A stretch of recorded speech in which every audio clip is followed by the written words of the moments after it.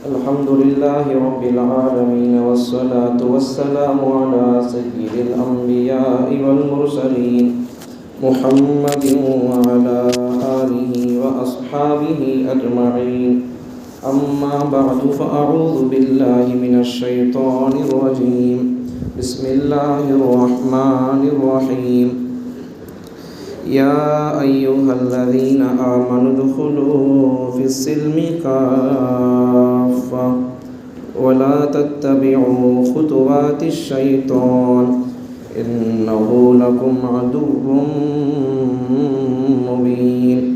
وقال تعالى في مقام آخر: يا أيها الذين آمنوا لا تتخذوا اليهود والنصارى أولياء بعضهم أولياء بعض ومن يتولهم منكم فإنه منهم إن الله لا يهدي القوم الظالمين. صدق الله العظيم. وقال النبي صلى الله عليه وسلم: من تشبه بقوم فهو منهم، أو كما قال عليه الصلاة والسلام. اللهم صل على سيدنا نبينا ومولانا محمد وعلى آل سيدنا نبينا ومولانا محمد وبارك وسلم. واجب الاحترام قابل صد احترام معزز مکرم محترم باوفا بہادر نڈر بے باک بے خوف توحید و سنت کے پروانوں اصحاب رسول کے دیوانوں،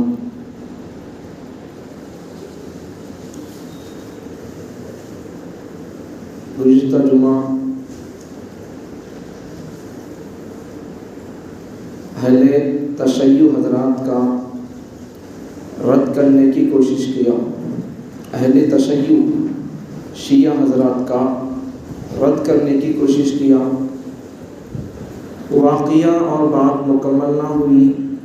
اصل میں گزشتہ جمعہ ایک بات اور ایک مسئلہ ایک واقعے کے ذریعے سے نکلتا ہے، وہ آپ کو بتانا چاہتا تھا.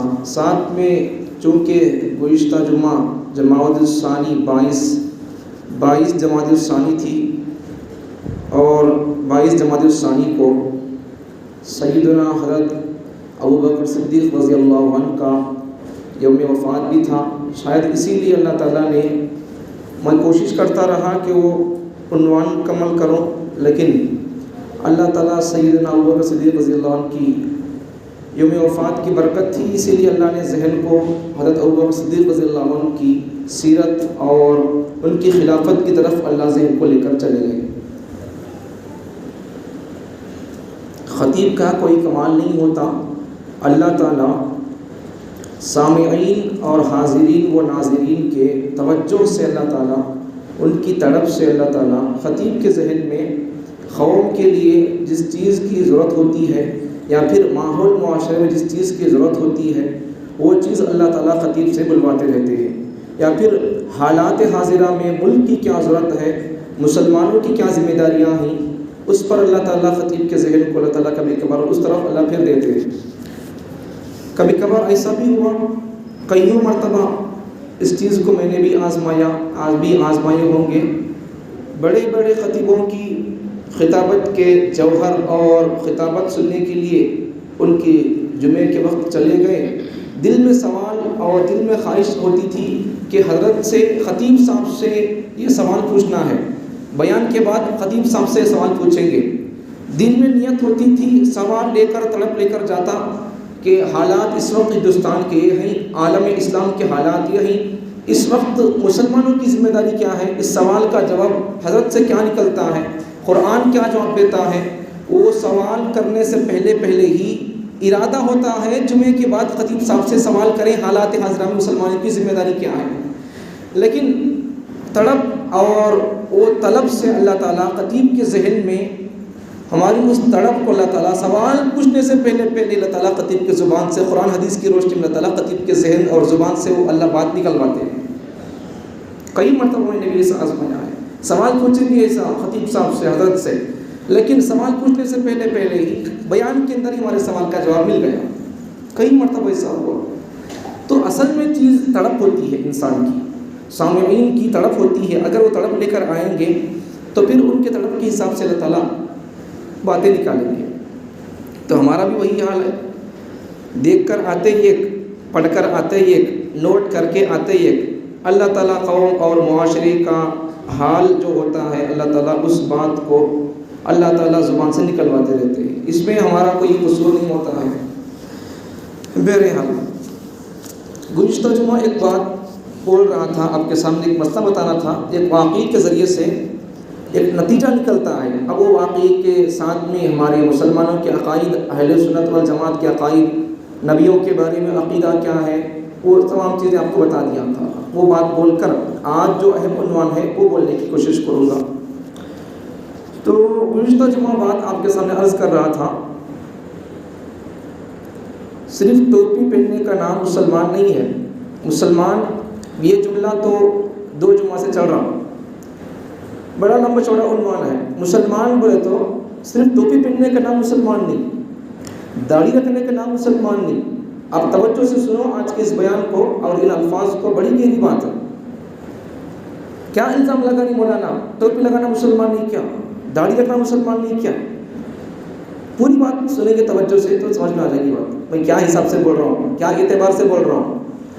تو صرف ٹوپی پہننے کا نام مسلمان نہیں ہے، صرف داڑھی رکھنے کا نام مسلمان نہیں ہے. ہمارا دھوکہ ہے، ہم سمجھ رہے ہیں کہ صرف ٹوپی پہننے کا نام اسلام ہے.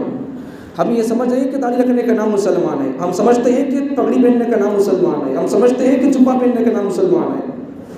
حالانکہ یہ تمام چیزیں اسلام کے شعائر میں سے، اسلام اور مسلمان کی پہچان میں سے ہے. یہی اسلام ہے، یہی مسلمان ہونے کی علامت ہے. ایسی بات نہیں ہے. اگر ایسی بات ہوتی تو پھر سکھ بھائی بھی پگڑی بنتے ہیں. گزشتہ جمعہ اس سے پہلے جمعہ حدیث پڑھ کے بتایا تھا میں، سکھ بھائی پگڑی پہنتے ہیں اور ان کی پگڑی میں ہماری پگڑی میں فرق ہوتا ہے. ان کی پگڑی کو شملہ نہیں ہوتا، اسے شملہ بولتے، تو ان کی پگڑی کو شملہ نہیں ہوتا ہے. مسلمان اور پیغمبر صلی اللہ علیہ وسلم کے ماننے والے لوگوں کی پگڑی کو شملہ ہوتا ہے. اب اگر صرف پگڑی پہننے کو اگر مسلمان کہا جائے تو پھر پگڑی پہننے کے حساب سے دیکھ کر اگر کسی کوئی مسلمان پگڑی پہننے پر مسلمان کہیں تو پھر اس اور اس سکھ بھائیوں کو بھی، ہمارے اس ملک کے سکھ بھائیوں کو بھی مسلمان کہنا پڑے گا، مومن کہنا پڑے گا، عاشق رسول کہنا پڑے گا. بات کیا معلوم ہوئی؟ صرف پگڑی پہننے کا نام مسلمان نہیں ہے. پگڑی تو یہ سکھ بھائی بھی پہنتے ہیں. داڑھی رکھنے کا نام مسلمان نہیں ہے. بہت سارے ہندو لوگ داڑھی رکھتے ہیں، پنڈت اور پجاری لوگ داڑھی رکھتے ہیں، سوامیز ان کے داڑھی رکھتے ہیں. پتہ کیا چلا؟ داڑھی بھی مسلمان ہونے کی پہچان نہیں ہے. اور آگے ٹوپی پہننے کا نام مسلمان نہیں ہے. توجہ سے سنو آج کے اس جمعے کو، ٹوپی پہننے کا نام ہی مسلمان نہیں ہے. آپ مہاراشٹر کی طرف چلے جاؤ، آپ کو جیسے میں کبھی کبھار پہنتا ہوں ٹوپی، لمبی ٹوپی، 2 پلی کی ٹوپی پہنتے مہاراشٹر کے اندر ہندو لوگ پہنتے، ہندو لوگ. اب کیا بولیں گے؟ بلکہ اور آگے چلے جائیں گے تو ہمارے ہندوستان کے 1947 کے اس وقت کے بڑے بڑے لوگ بھی، جواہر لال نہرو، یہ سب لوگ بھی جب اس وقت کے ٹوپی پہنتے تھے، 2 پلی کی ٹوپی پہنتے تھے. تو ٹوپی پہننا کوئی مسلمان ہونے کی پہچان نہیں ہے. پگڑی پہننا مسلمان ہونے کی علامت اور پہچان نہیں ہے. اصل مسلمان ہونے کی پہچان کیا، معیار کیا، کس طرح پھرکا جائے مسلمان ہونے کو، کس تراز میں تولا جائے مسلمان ہونے کو، معیار کیا ہو؟ تو علامہ اقبال یہی ارشاد فرماتے ہیں، خرد نے کہہ بھی دیا لا الہ الا تو کیا حاصل، خرد نے کہہ بھی دیا لا الہ الا تو کیا حاصل، دل و نگاہ مسلمان نہیں تو کچھ بھی نہیں. یہ ایک شعر ایسا ہے، 3 جمعے سے پڑھ رہا ہوں لیکن اس کا معنی مطلب ختم نہیں ہو رہا، اور اگلے 3 جمعے پڑھوں گا تب بھی اس کا معنی مطلب ختم نہیں ہوگا. وہ تو معنی خیز اور اتنے تفصیل طلب اشعار ہوتے ہیں علامہ اقبال کے. تو علامہ اقبال وہی فرماتے ہیں، زبان سے لا الہ الا اللہ کے نا، یہ کوئی مسلمان ہونے کی پہچان نہیں ہے. خرد نے کہہ بھی دیا لا الہ الا تو کیا حاصل، صرف زبان سے اگر کلمہ پڑھنا ہوتا، کلمہ پڑھنے کا نام مسلمان ہوتا تو پھر ابو جہل پہلے نمبر پر کلمہ پڑھ لیتا. کہیں کو کلمہ نہیں پڑھا. کلمہ کیوں نہیں پڑھا؟ ارے حضور صلی اللہ علیہ وسلم کے چچا بھی کلمہ پڑھ لیتے، وہ اور بات ہے کہ ہدایت اللہ کے ہاتھ میں ہے، لیکن صرف زبان سے کلمہ پڑھنے کا نام مسلمان ہوتا تو پھر ابو جہل کلمہ پڑھ لیتا۔ معجزات دیکھا تھا، حضور کے سامنے پتھروں کو لا کر پوچھنے لگا محمد بتاؤ کہ میرے ہاتھ میں کیا ہے، پیچھے پکڑ کر کہنے لگا محمد بتاؤ کہ میرے ہاتھ میں کیا ہے، اگر آپ بتاؤ گے تو میں آپ کو محمد مان لوں گا، محمد رسول اللہ مان لوں گا۔ اب تو مان رہا ہے محمد بن عبداللہ کا بیٹا مان رہا، محمد صلی اللہ علیہ وسلم کو نبی نہیں مان رہا۔ محمد اب بتاؤ کہ میرے ہاتھ میں کیا ہے، میرے ہاتھ میں چھپے ہوئے پیچھے ہاتھ میں کیا ہے بتاؤ تو میں آپ کو محمد رسول اللہ کا پیغمبر مان لوں گا۔ پیغمبر نے فرمایا کہ بتا ابو جہل میں بتاؤں تیرے ہاتھ میں کیا ہے، یا تیرے ہاتھ میں جو چیز ہے وہ خود بتائے کہ میں کون ہوں۔ جواب بڑا اچھا بڑا پیارا، ابو جہل بتا کہ میں تیرے ہاتھ میں کیا ہے میں بتاؤں، یا پھر تیرے ہاتھ میں جو چیز ہے وہ بتائے کہ میں کون ہوں۔ پتھروں نے کلمہ پڑھا، پھر بھی ابو جہل اتنا بڑا معجزہ دیکھ کر بھی اسلام قبول نہیں کیا۔ مطلب یہ ہے کہ اسلام ایمان قبول کرنے میں پہلی بات تو اللہ کی عطا دین ہے، لیکن میں بتانا کیا چاہتا ہوں کہ صرف زبان سے اگر کلمہ پڑھنا ہی مسلمانی ہے تو پھر ابو جہل پہلے نمبر پر آ کر کلمہ پڑھ لیتا تھا۔ کلمہ پڑھا کیوں نہیں؟ اسے معلوم تھا کہ اگر میں ایک مرتبہ لا الہ الا اللہ کہوں گا، محمد رسول اللہ پڑھ لوں گا تو پھر اب مجھے پتھروں کی پوجا نہیں کرنا ہوگا، پھر مجھے کعبے کا طواف ننگے ہو کر کرنے کی مجھے پرمیشن نہیں ملے گی، لات اور عزا کا مجھے پرستش کرنے کا موقع نہیں ملے گا، جھاڑوں کو مجھے خدا ماننے کا موقع نہیں ملے گا، اور مجھے اسی طریقے سے دوسرے کسی اور چیز پتھر کی، جھاڑ کی، آسمان کی، سورج کی، کسی اور کی پوجا کرنے کی مجھے موقع اور چانس نہیں ملے گا۔ اس لیے ابو جہل جانتا تھا، اس لیے اس نے کلمہ نہیں پڑھا۔ اگر میں ایک مرتبہ کہہ لوں گا کلمہ تو پھر مجھے محمد کی غلامی کرنا پڑے گا، اس کے سانچے میں مجھے ڈھلنا پڑے گا، اس سے مجھے نمونہ بنا کر آئیڈیل بنا کر مجھے اس کی زندگی کے مطابق مجھے اپنی زندگی گزارنا پڑے گا۔ اس لیے اس ایک بات کو سامنے رکھ کر مجھے کلمہ نہیں پڑھا۔ یہی بات ہے، یہی بات اب میں عرض کر رہا ہوں کہ اگر صرف زبان سے کلمہ پڑھنے کا نام مسلمان ہے، یا پھر صرف ٹوپی پہننے کا نام اگر مسلمان ہے، اب اگر ہمارے ذہن و دماغ کے اندر یہ بات بیٹھی ہوئی ہے ٹوپی پہن لی ہے مسلمان ہے، جمعہ کو ایک مرتبہ آ گئے مسلمان، شب قدر میں ایک مرتبہ آ گئے میں پکے مسلمان۔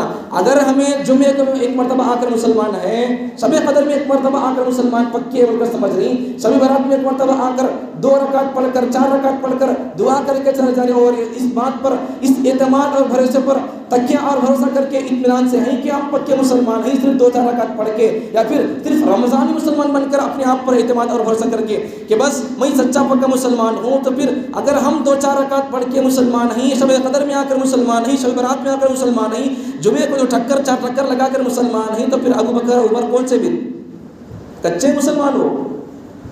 امیر معاویہ کون؟ حضرت حسین کون؟ پھر حضرت علی کون؟ پھر اگر ہم کو دعویٰ اور اعتماد اور بھروسہ ہے اپنے مسلمان ہونے پر، تو پھر انہوں کون صحابہ؟ مسلمان ہونے کا معیار اللہ تعالیٰ نے قرآن مجید میں ہی بتایا کہ تم اللہ کے بولتے مسلمان بول کر دعویٰ، ہر دنیا کے اندر ہر کسی کو اختیار ہے دعویٰ کرنے کا، میں سچے مذہب پر ہوں، میں سچے دھرم پر ہوں، میرا ریلیجن صحیح ہے، ہر کسی کو دعویٰ کرنے کا اختیار ہے، لیکن اپنے صحیح مذہب پر، اپنے دعوے پر دلیل ہو تو ہم کہتے ہیں مسلمان ہیں۔ تو اللہ تعالیٰ بھی ارشاد فرماتے ہیں تم مسلمان ہو تو تمہارا ایمان لانا، تمہارا اسلام لانا اس وقت تک قبول نہیں کیا جائے گا، معیار نہیں سمجھا جائے گا، پرکھا نہیں جائے گا، جب تک کہ تمہارا اسلام، تمہارا ایمان، تمہاری داڑھی، تمہاری پگڑی، تمہارے چہرے، تمہاری شادیاں، تمہاری لباس، تمہاری شاعری، تمہارا جبہ، تمہاری آنکھ، تمہاری نگاہ، تمہارے سر کے بال، تمہارا اٹھنا بیٹھنا لیٹنا، تجارت، معاملات، معاشرت، عقائد، نظریات اور آپ کے موقف اس جیسے اس جماعت کی طرح نہ ہو جائیں جس جماعت کو میں نے کہا رضی اللہ عنہم ورضوا عنہ اولئک هم المفلحون کہا، جس جماعت کو میں نے وَكُلًّا وَعَدَ اللَّهُ الْحُسْنَىٰ کہا، اولئک هم الراشدون جس جماعت کو میں نے کہا، اور قرآن مجید میں نے کہا وَإِذَا قِيلَ لَهُمْ اے انسانوں تم ایمان لاؤ ان کی طرح جن کو میں نے معیار بنایا، فَإِنْ آمَنُوا بِمِثْلِ مَا آمَنْتُمْ بِهِ فَقَدِ اهْتَدَوْا اللہ تعالیٰ قرآن مجید میں ایمان اور اسلام لانے کے بارے میں اللہ تعالیٰ نے پیغمبر محمد صلی اللہ علیہ وسلم کی جماعت کو معیار بنایا ہے. اگر ہمارے عقائد صحابہ کے عقائد سے ملتے جلتے ہیں تو ہم مسلمان ہیں. اگر ہماری چال ڈھال اٹھنا بیٹھنا نگاہ اور ہمارے سر کے بال پیغمبر صلی اللہ علیہ وسلم کے صحابہ سے ملتے جلتے ہیں تو ہم کو یہ کہنے کا حق ہے کہ ہم سچے پکے مسلمان ہیں. اگر ہمارے عقائد، اگر ہمارے نظریات، ہمارے چال ڈھال اٹھنا بیٹھنا لیٹنا اور پیغمبر صلی اللہ علیہ وسلم سے محبت کی مثال اور محبت کی تشریح تفصیل اور محبت کرنے کے اندر نمونہ آئیڈیل معیار ہمارا سب کچھ جس طرح صحابہ پیغمبر سے کرتے تھے وہ ایسا نہیں ہوگا تو پھر ہمارا اسلام بھی اللہ کے دربار میں قبول نہیں ہوگا. اس لیے کہ اللہ تعالیٰ نے صحابہ کو ایمان کے اندر معیار بنایا. اس لیے قرآن مجید میں کہا گیا، قرآن مجید میں اللہ تعالیٰ ارشاد فرماتی ہے وَإِذَا قِيلَ لَهُمْ آمِنُوا كَمَا آمَنَ النَّاسُ قَالُوا أَنُؤْمِنُ كَمَا آمَنَ السُّفَهَاءُ. جب کہا جاتا ہے منافقین سے، وَإِذَا قِيلَ لَهُمْ، منافقین سے کہا جاتا ہے کہ تم ایمان لاؤ کما آمن الناس، ان کی طرح، ان لوگوں کی طرح. تو منافقین کہتے قالو، کہتے انؤمن کما آمن السفہاء. صحابہ کو منافقین کہتے ہم ان منافقوں کی، ان بیوقوفوں کی طرح ایمان لے کر آئیں. جب ان سے کہا جاتا منافقوں سے کہ ایمان لے کر آؤ، اللہ ان کی ایمان کی تصدیق کر رہا ہے. جن کے ایمان کی تصدیق اللہ کر رہا ہو پھر ان کو آئیڈیل اور نمونہ بنا کر زمانے کے سامنے پیش کر رہا ہے اللہ تعالیٰ، تم ایمان لاؤ ان کی طرح. تو منافقین کہنے لگے انؤمن کما آمن السفہاء، ہم ان بے وقوفوں کی طرح ایمان لے کر آئے. منافقین نے کہا صحابہ کو صفہاء، ان بے وقوفوں کی طرح ایمان لے کر آئے. تو اب اللہ نے جواب بھی منافقین کے الفاظ میں دیا. جواب کے اندر بھی اللہ نے وہی لفظ کو اللہ تعالیٰ استعمال کیا. منافقین نے کہا انؤمن کما آمن السفہاء، کیا ہم ان بیوقوفوں کی طرح ایمان لے کر آئیں. صحابہ کو منافقین بیوقوف کا لفظ استعمال کر کے، صفہاء کا لفظ استعمال کر کے ان کو ادا کر کے کہتے ہیں کہ حقیر نگاہ سے دیکھ کر ہم ان بیوقوفوں کی طرح ایمان لے کر آئے. تو اللہ نے بھی ان کے جواب اور رد میں وہی لفظ لے کر آیا اور اللہ نے کہا الا انہم هم السفہاء ولکن لا یعلمون. بے وقوف وہ نہیں، خبردار تم بے وقوف ہو، وہ نہیں بے وقوف. لا یعلمون ولکن لا یعلمون. الا انہم هم السفہاء، بے وقوف وہ نہیں تم بے وقوف ہو، تمہارے بے وقوف ہونے کا تم کو علم نہیں ہے. صحابہ کو بے وقوف کہنے والوں کو اللہ نے بے وقوف کہا. اب یہاں سے سمجھ میں آنے والی بات کہ جو صحابہ کو گالی دے یا پھر جو صحابہ کو نہ مانے اس پر لعنت کرنے کا حق ہے. جو صحابہ کو کافر کہے اسے کافر کہنے کا حق ہے. اور صحیح بات ہے، یہ شریعت کے اور اہل سنت والجماعت کے عقائد میں سے ہے. جو صحابہ کو گالی دے یا جو صحابہ کو نہ مانے وہ مسلمان نہیں وہ. تو وہی کہا گزشتہ جمعہ اہل تشیع کا کہنا، شیعہ حضرات کا کہنا حضرت ابوبکر صدیق رضی اللہ عنہ کی خلافت کو علی نے چھین لیا. اور ایک بات بھی سنو، گزشتہ جمعہ حضرت سیدنا ابوبکر صدیق رضی اللہ عنہ کا وفات تھا اور پڑوسی ملک پاکستان کے اندر ایک عالم دین وہاں صحابہ کے نام سے، جیسا ہمارے ہندوستان کے اندر اور پورے عالم کے اندر دعوت تبلیغ کی تحریک پہنچ چکی ہے، عام ہے، تو جیسا یہ دعوت تبلیغ کی تحریک ہے جوش خروش سے، تو وہاں پڑوسی ملک پاکستان کے اندر ایک جماعت بھی ہے. جیسا یہاں تبلیغی جماعت ہے وہاں ایک جماعت بھی ہے، اس کا نام ہے سپاہ صحابہ. ان کا کام ہے دفاع صحابہ، ان کا نام ہے سپاہ صحابہ، ان کا کام ہے دفاع صحابہ. صحابہ کا دفاع کرنا، صحابہ پر جو گالیاں بکے گا اس کا رد کرنا، صحابہ کا دفاع کرنا. ایک جماعت ہے، تقریباً 35 سال سے وہ جماعت کام کر رہی ہے اور اس کے اندر شہداء کی لمبی چوڑی قطار لگی ہوئی ہے. صحابہ کی عظمت کو بیان کرنا، صحابہ کو کافر بولنے والوں کو کافر کہنا، صحابہ کی عظمت کو، شان کو بیان کرنا، تقدس کو بیان کرنا. تو گزشتہ جمعہ اتفاق سے حضرت ابوبکر صدیق رضی اللہ عنہ کا وفات بھی تھا اور اہل سنت والجماعت کے علماء دیوبند کے عقائد کو ماننے والے اہل سنت والجماعت کے علماء میں سے ایک عالم صاحب. وہاں ہوتا کیا ہے، عام طور پر جن صحابہ کی شیعہ حضرات تکفیر کرتے ہیں، کافر کہتے ہیں، ان کی شان میں گستاخی کرتے ہیں، تو ان کی شان کو ان کے یوم وفات کے دن ریالی نکال کر بیان کی جاتی ہے.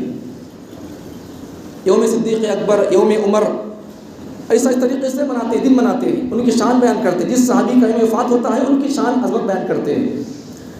تو گزشتہ جمعہ ہوا کیا، اتفاق سے حضرت صدیق اکبر رضی اللہ عنہ کا وفات بھی تھا۔ جمعے کے بعد ایک مولانا حضرت مولانا مسعود الرحمن عثمانی رحمۃ اللہ علیہ حیات تھے، حضرت ابوبکر صدیق رضی اللہ عنہ کی شان میں جمعے کے بعد وغیرہ بیان بھی ہوا۔ ابوبکر صدیق رضی اللہ عنہ کے وفات پر خراج عقیدت پیش کیا، شان بیان کی اور دعا بھی کی تھی کہ اللہ مجھے شہادت کی موت عطا فرما۔ گزشتہ جمعہ کا واقعہ ہوا کیا، شام کا سورج غروب ہونے سے پہلے ہی ان کو شوٹ کر کے مار دیا گیا۔ کیوں مار دیا گیا؟ کیوں مار دیا گیا؟ یہی وجہ، جب حق بولتے رہیں گے تو پھر کافر کو کافر بولتے رہیں گے تو پھر ان کو بات ہضم نہیں ہوگی، وہ اہل حق کو شوٹ کا اور ریوالور کا، بندوق کا، گولی کا نشانہ بنائیں گے۔ اب شیعہ حضرت ابوبکر کو کافر کہتے ہیں، عمر کو کافر کہتے ہیں، اور ان کا کہنا صحابہ میں سے صرف 2 3 4 صحابہ مسلمان تھے، بقیہ پورے ایمان سے پھر گئے، شیعہ کا کہنا۔ اب مجھے بتاؤ، اگر صحابہ مسلمان نہیں ہے تو پھر ہم تک ایمان اسلام کہاں سے پہنچا؟ کون پہنچا ہم تک اسلام ایمان؟ قرآن کون پہنچائے؟ نبی کی سنتیں، نبی کی تعلیمات کون پہنچائے؟ اگر ابوبکر مسلمان نہیں ہے، عمر مسلمان نہیں ہے تو پھر اسلام ایمان ہم تک کہاں سے پہنچا؟ سمجھ میں آ رہی بات؟ اگر وہ اسلام نہیں ہے تو پھر ہم بھی مسلمان نہیں۔ اگر ابوبکر عمر مسلمان نہیں ہے پھر ہم بھی مسلمان نہیں ہیں۔ جنہوں نے نبی کو دیکھا اگر وہ مسلمان نہیں ہے تو پھر ہم نے نبی کو نہیں دیکھا، معجزات کو نہیں دیکھا، کرامات کو نہیں دیکھا، اور قرآن کو نازل ہوتے ہوئے ہم نے نہیں دیکھا۔ اگر ابوبکر مسلمان نہیں ہے، عمر مسلمان نہیں ہے، امیر معاویہ مسلمان نہیں ہے تو پھر ہم بھی مسلمان نہیں ہیں، ہم کو بھی حق نہیں ہے مسلمان کہنے کا۔ تو رد کر رہا ہوں اس شیعہ کا، رد کر رہا ہوں۔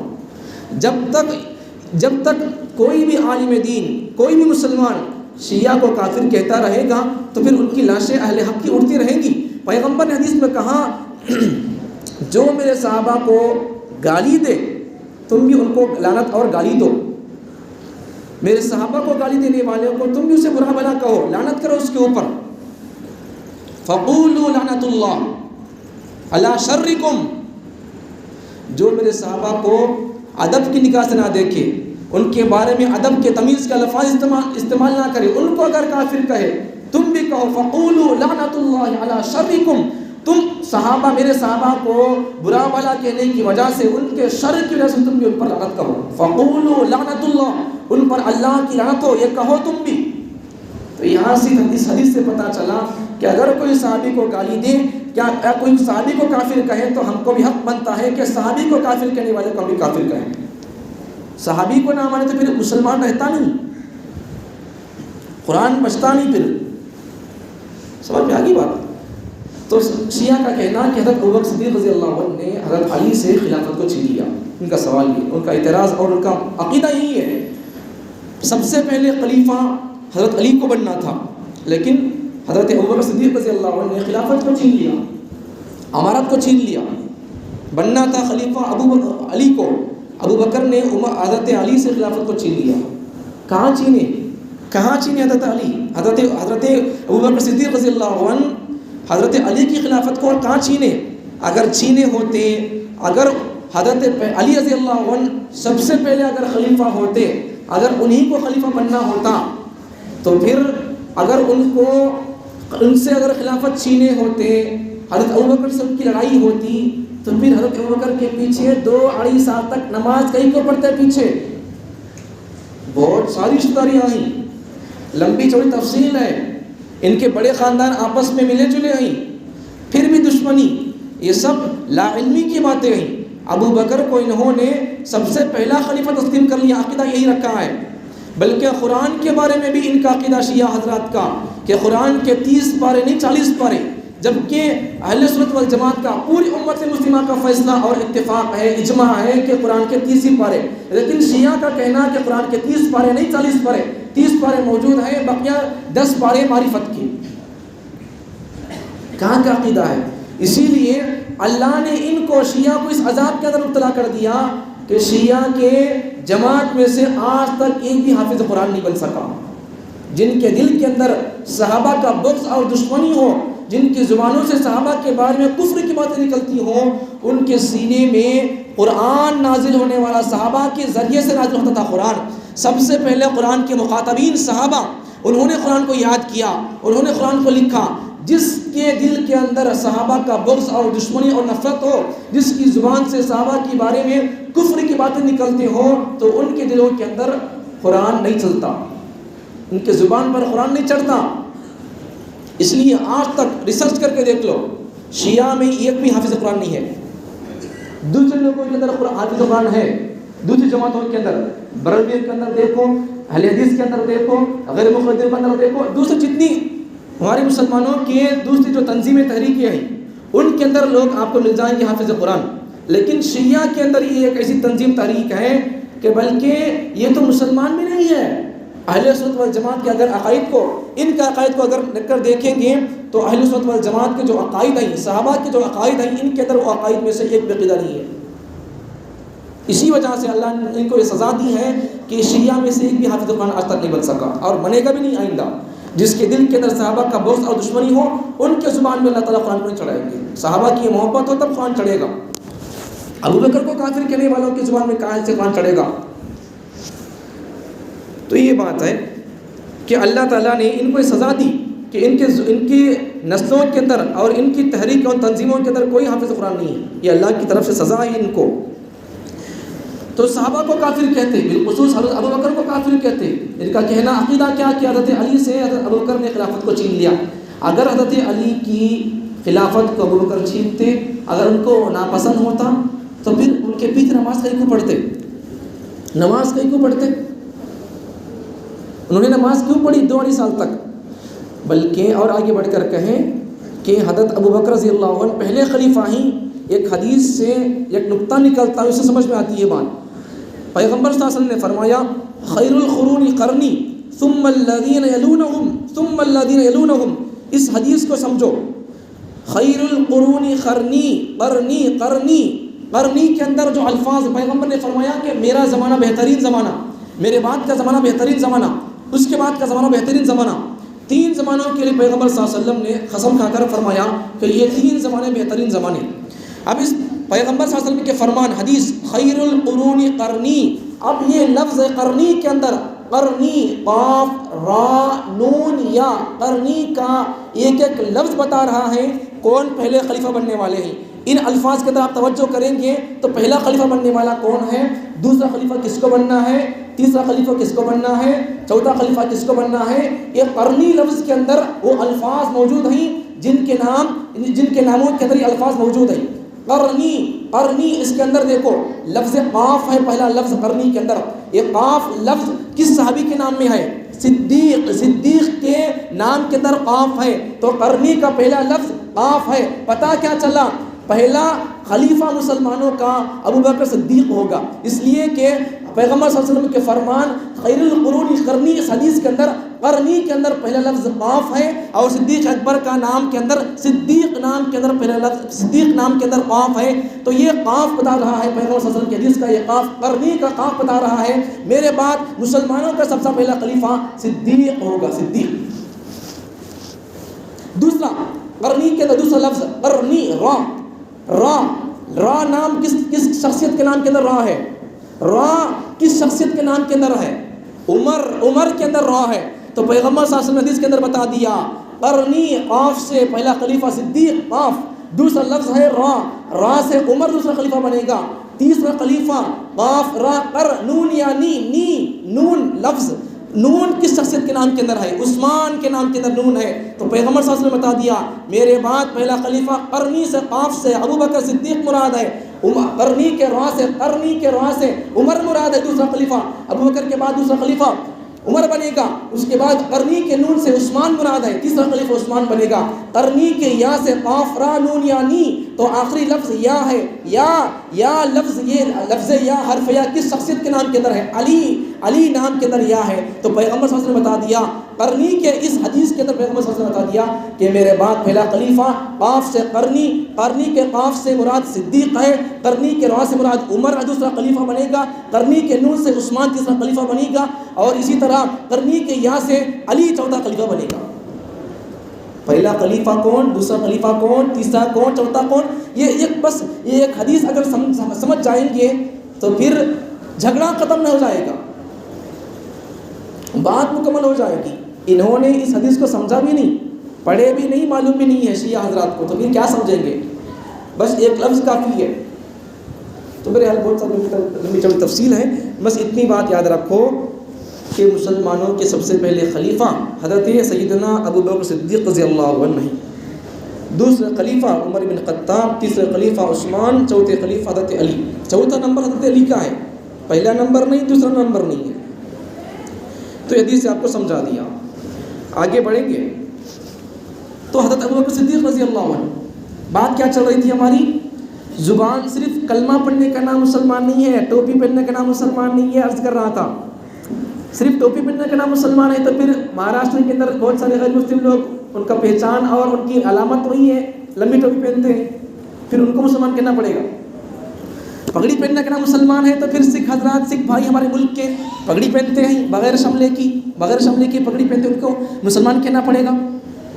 اور کیا کہیں گے؟ داڑھی رکھنے کا نام مسلمان ہے تو پھر ہمارے اسی ملک کے بہت سارے پنڈت اور پجاری لوگ داڑھی رکھتے ہیں، اور داڑھی تو داڑھی، قرآن بھی پڑھتے ہیں، قرآن بھی۔ آج سے چند دن پہلے واٹس ایپ کے اندر ایک ویڈیو آیا تھا، ایک پنڈت، ایک پجاری، داڑھی بھی ہے، پجاری ہے، پنڈت ہے، پیشانی پر تلک لگا ہوا ہے، بٹ لگا ہوا ہے، اور قرآن پڑھ کے بول رہا، حالات حاضرہ کے تناظر میں بات کر رہا تھا، مسلمانوں کو ہوشیار کرنے کی بات کر رہا تھا۔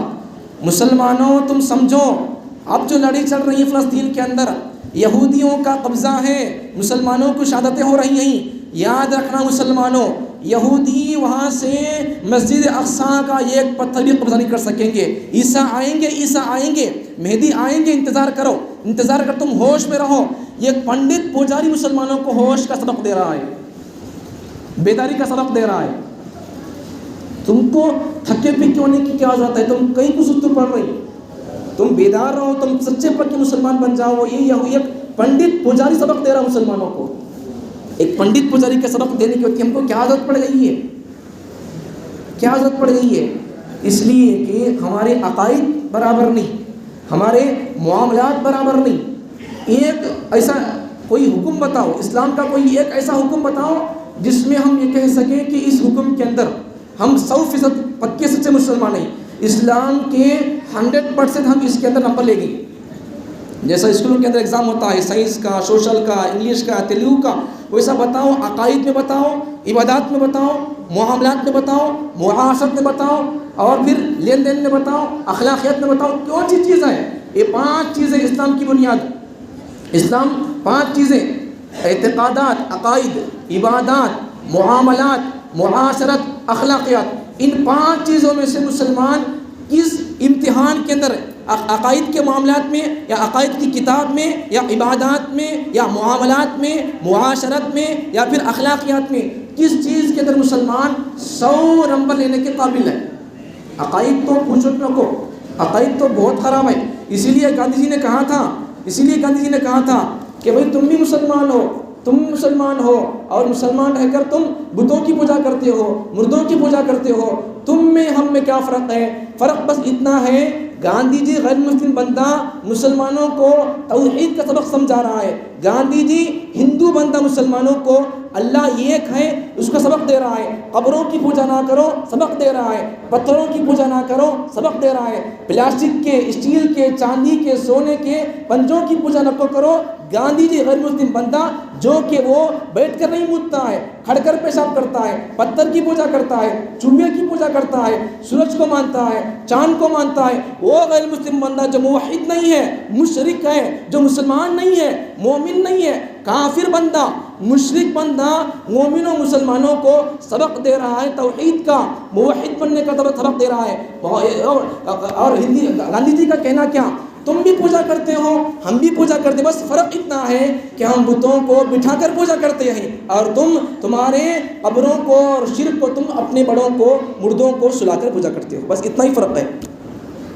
اگر تم قبروں کی پوجا کر کے، بتوں کی، پتھروں کی، پلاسٹک کے، چاندی کے، اسٹیل کے قبروں کے چکر اور ان کا طواف کر کے ان کی پوجا پرستش کر کے ناریل اور پھول ہال مالے چڑھا کے اگر تم مسلمان ہو تو ہم بھی مسلمان ہیں۔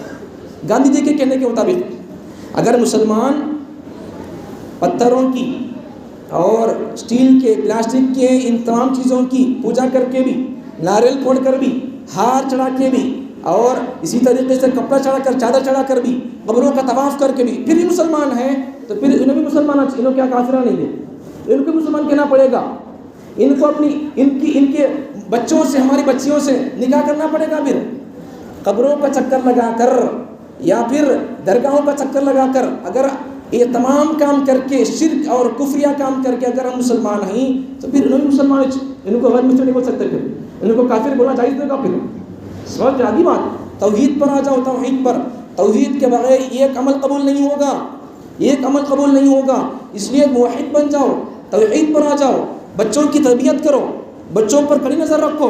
کرسمس میں آپ نے دیکھا نہیں، کرسمس کے موقع پر آپ نے توجہ نہیں کی اپنے بچوں پر؟ یہاں اس چرچ کے اندر جا کر ہمارے بچے وہاں کھیل کود کر گفٹ لے کر آئے، تم کیا کر رہے تھے؟ اپنے بچوں کی تربیت کے بارے میں کیا سوچ رہے تھے؟ بچوں پر کڑی نظر رکھو، جیسی نگاہ اور نظر چیل کی مردار پر ہوتی ہے، اسی کڑی نگاہ ہماری اپنے بچوں پر ہونا چاہیے۔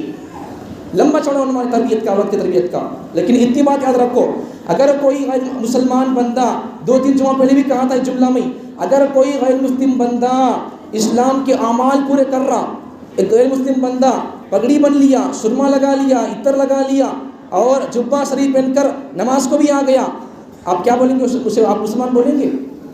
مسلمان بولیں گے؟ آپ نہیں بولیں گے۔ لیکن اگر ایک مسلمان، اسلام اتنا غیرت والا ہے، غیور ہے کہ اگر ایک غیر مسلم بندہ مسلمانوں کے اور اسلامی کلچر کو اپنا کر، جبکہ وہ موحد نہیں ہے، توحید پر آیا نہیں، کلمہ پڑھا نہیں، کلمے کی گواہی، اللہ کے ایک ہونے کی گواہی دیا نہیں، پیغمبر صلی اللہ علیہ وسلم کے خاتم النبیین والمرسلین ہونے کی گواہی دیا نہیں، صرف اسلامی اعمال کو، سوٹ کو، بوٹ کو، پگڑی کو، جبے کو پہن کر آ گیا، سرما لگا کر آ گیا، صرف اس کے اتنے کام کرنے سے اسے مسلمان نہیں کہہ سکتے۔ میں تو میں، آپ بھی نہیں کہیں گے اسے مسلمان۔ اگر ایک مسلمان بندہ جاتے ہوئے کسی مورتی کی یا پھر کسی مندر کے سامنے ایسا بول کر چلے گیا یا پھر ایسا بول کر چلے گیا، بس اسلام سے خارج۔ اسلام اتنا غیر مذہب ہے، ہم کیا سمجھتے ہیں؟ ہمیں نمازیں پڑھیں تو اللہ پر احسان ہوگا، جمعہ کو آئیں گے تو اللہ پر احسان ہوگا، کیا بھی احسان نہیں۔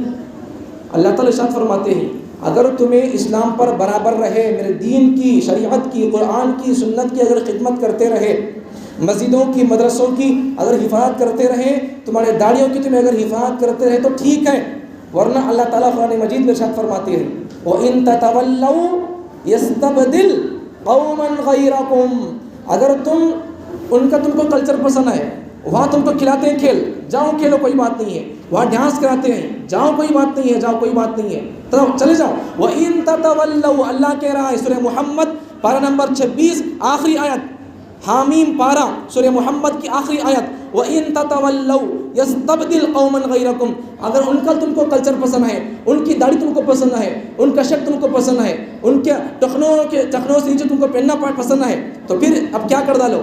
ہاتھ کے اندر کڑے پہننا پسند ہے، گلوں کے اندر چین پہننا پسند ہے، اور بہت ساری چیزیں آپ توجہ کر سکتے ہیں ان تمام چیزوں پر، تم کیا کر ڈالو؟ اللہ ارشاد فرماتی ہے وَإِن تَتَوَلَّوْا يَسْتَبْدِلْ قَوْمًا غَيْرَكُمْ، اگر تم کو وہ کلچر پسند ہے تو اسلام کو ٹاٹا بول کر چلے جاؤ۔ ثم اللہ تعالیٰ ارشاد فرماتی ہے وَإِن تَتَوَلَّوْا يَسْتَبْدِلْ قَوْمًا غَيْرَكُمْ ثُمَّ لَا يَكُونُوا أَمْثَالَكُمْ، تمہارے اسلام سے اس طرف چلے جانے کے بعد، اسلامی کلچر کو چھوڑ کر، اسلام کو ٹاٹا بول کر عیسائی بن جانے کے بعد، یہودی بن جانے کے بعد اور ہندو بن جانے کے بعد، میں ایک ایسی قوم کو پیدا کروں گا، ثم لا يكونوا امثالكم، وہ تمہاری طرح بزدل نہیں ہوگی، وہ تمہاری طرح چور نہیں ہوگی، وہ تمہاری طرح داڑھی منڈانے والی نہیں ہوگی، وہ تمہاری طرح شریعت کے خلاف کام نہیں کرے گی، وہ مجھ سے محبت کرے گی، میں اس سے محبت کروں گا۔ سمجھ میں آگی بات؟ اللہ ہمارا محتاج نہیں ہے، ہم داڑھی نہیں چھوڑتے، اللہ ہمارا محتاج نہیں، ہمارا فائدہ اس کے اندر۔ سمجھ پیاری بات. میں کسی کو ٹارگٹ کر کے نہیں بول رہا ہوں, ایسے ہی اسلامی سبق آپ کے سامنے پیش کر رہا ہوں. نقصانات ہے اسلام کے اندر, آ جاؤ توحید پر آ جاؤ, سنتوں پر آ جاؤ, شریعت پر آ جاؤ. میرے حال پتہ کیا چلا کہ صرف ٹوپی پہننے کا نام مسلمان نہیں ہے, صرف داڑھی رکھنے کا نام مسلمان نہیں ہے. اب مسلمان کس کا نام ہے؟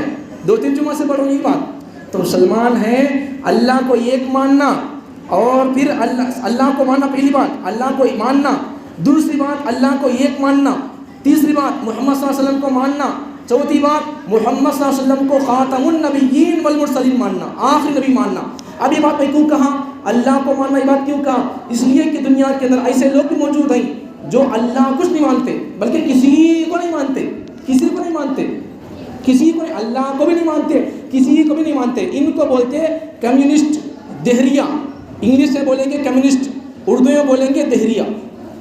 تو ایسے لوگ بھی ہیں. اس لیے مسلمان بولے تو کسے بولیں گے؟ مسلمان بننے کے لیے پہلی چیز ہو اللہ کو مانے. اب ہم سب اللہ کو مانتے ہیں, اسی لیے یہاں آئے ہیں. تو اللہ کو ماننا, ایک بات کے اندر ہم داخل ہو گئے, اللہ کو مان رہی میں سب بھی. دوسرا کیا ہو؟ اللہ کو ایک ماننا. اب یہاں ہمیں دھوکہ کھا جاتی, اللہ کو ایک نہیں مانتے ہمیں.